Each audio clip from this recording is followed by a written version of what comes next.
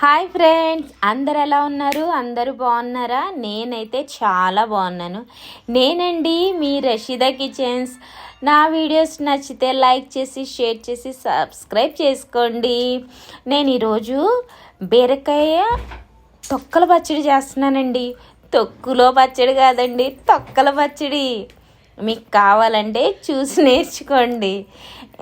ఈరోజు బీరకాయలు తెప్పించుకున్నాను.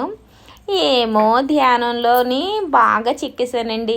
అయ్యో బీరకాయ వేస్ట్ అవుతుంది కదా అని తొక్కలతో తొక్కల పచ్చడి చేశాను. చూడండి.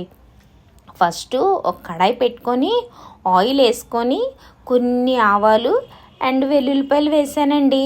అవి చిటపట్లాడగానే మినపప్పు శనగపప్పు వేసేసుకోండి. వెంటనే జీలకర్ర కూడా వేసుకోండి. సిమ్లో పెట్టి వేయించుకోండి. హైలో పెడితే మాడిపోతాయి. నేను కొన్ని ఎండుమిరపకాయలు వేసాను. అవి కూడా చిటపట్లాడిన తర్వాత మీకు కొన్ని టమాటాలు కోసుకొని పక్కన పెట్టుకోండి. ఒక 3 టమాటాలు అండ్ 4 పచ్చిమిరపకాయలు వేసుకున్నాను నేను. అవి కొంచెం ఫ్రై అయ్యేలోపు నా మతి మరుపు, నేను కరివేపాకు వేయడం మర్చిపోయాను, అందుకే ఇప్పుడు వేసానండి. కరివేపాకు కూడా బాగా ఫ్రై అయిపోయిన తర్వాత మనం కొంచెం సాల్ట్ కూడా యాడ్ చేసుకుందాం. ఎందుకంటే కొంచెం మెత్తబడాలి కదా మనకి టమాటాలు. ఆ తర్వాత బీరకాయలు కూడా శుభ్రంగా తొక్కలు కడిగి పెట్టుకున్నానండి. ఆ తొక్కలు కూడా వేసేసుకోండి. వేసిన తర్వాత బాగా ఫ్రై అవ్వనివ్వండి. ఎలా అంటే తొక్కలు మెత్తగా అయిపోవాలన్నమాట. ఆ మాదిరిగా ఫ్రై చేసేసుకోండి. ఫ్రై అయిన తర్వాత నేను చింతపండు గుజ్జు కూడా కొంచెం తీసి పెట్టుకున్నాను. అంతేనండి.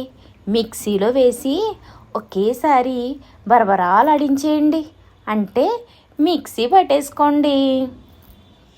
మిక్సీ పట్టిన తర్వాత కోసంత తాలింపు వేసుకుందామే. తాలింపు వేసుకోకపోతే పచ్చడికి టేస్టే ఉండదు తెలుసా. అంతే అండి. కొంచెం ఎండుమిరపకాయలు, కొన్ని ఆవాలు, కొంచెం మినపప్పు, కరివేపాకు వేసి తాలింపు వేసేయండి. అబ్బా అదరహో అన్నట్టు బీరకాయ తొక్కల పచ్చడి రెడీ అండి బాబు. వేడి వేడి అన్నంలో వేసుకుని తినేస్తున్నాను. ఒక్కసారి చూసేయండి. అబ్బా నచ్చితే ఒక లైక్ కొట్టేయండి, సబ్స్క్రైబ్ చేసుకోండి.